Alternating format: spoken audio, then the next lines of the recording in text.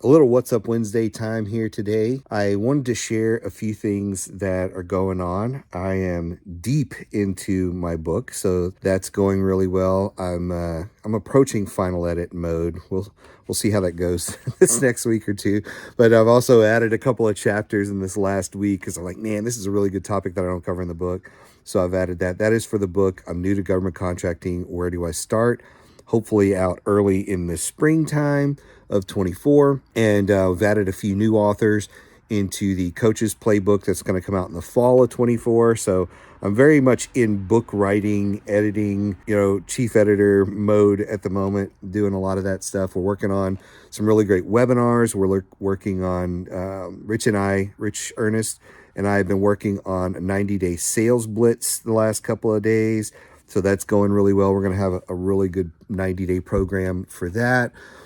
Gosh, there's so many things going on in our business. I probably have 25, 30 meetings a week with different folks, whether it's, people that are interested in working with us or something else. But we're also doing some marketing, branding stuff. We're working on conference stuff. I've got a couple of keynotes over the next couple of weeks. But there's one thing that I wanted to address today was about like shortcutting the hard work that is government contracting, because I get a lot of phone calls and emails, probably 5, 6 a day, LinkedIn messages from people that are saying, hey, I want to do this, but I want to do it my way.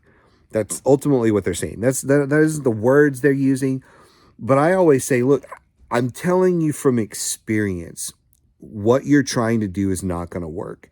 It's not that I don't believe in you. It's not that people can't get this to work, but maybe 1 out of 500 people are going to get that strategy to work. So the odds are not in your favor if you cut out the hard work. Like if you only want to respond to 1 or 2 proposals a month, if you only want to make 5 or 10 calls a month, if you only want to do the bare minimum or sometimes even less than the bare minimum, that's just not a way to be successful. And using the brute force method isn't a way either. People email me all the time, say, Mike, just what are the websites that I need to put bids on? My answer is always the same. It's not about bidding, it's about winning. And you can't just bid on things blindly to win. And so it does frustrate me sometimes when people reach out, they ask me for my advice, I give it, and they're like, but I don't like your advice. I don't want to take it. I want to do it the easy way. There is no easy way in being a business owner or government contractor. There's not. And if you've watched even a few of my videos, you should know that by now. You should feel that theme. Anybody out there that's telling you, dude, this is so easy. It's not hard. All you got to do is put in an hour or two's work a week, and you're just going to have money rolling in. You're going to have 7 figures rolling in no time. Anybody who's telling you that is flat out lying to you. They're flat out lying to you. And I would challenge anybody. I don't care who you are. I don't care how big your brand is in this market. If you're telling people that, number one, you should be ashamed of yourself. But number 2, challenge me. I'll take that challenge. Show me the 1 or 2 hours a week work that you can do to make 7 figures. Show me that, because that is exactly the message I hear in this market all the time from all these TikTokers, from all these people that are showing up on YouTube and even on LinkedIn saying, really, it only takes a couple hours a week, man. That's all it takes, couple hours a week, and you'll be a bajillionaire or whatever it is the number they're saying. So I don't believe that. You shouldn't believe that. And in fact, for me, anybody that says that kind of stuff, I immediately like, dude, you've lost all credibility with me once you start selling that snake oil. And so I just wanted to reinforce here in a video today how it takes hard work.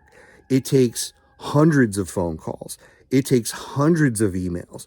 It takes hours upon hours of researching your customer, talking to your customer, having conversations again and again and again and again with your customer before some of them buy. Can you implement some micro purchases and other things like that? Yes, along the way. Once you get somebody engaged, once you know what you provide, because that's the other thing, is every time I turn around, people want to sell 15 different things to the government.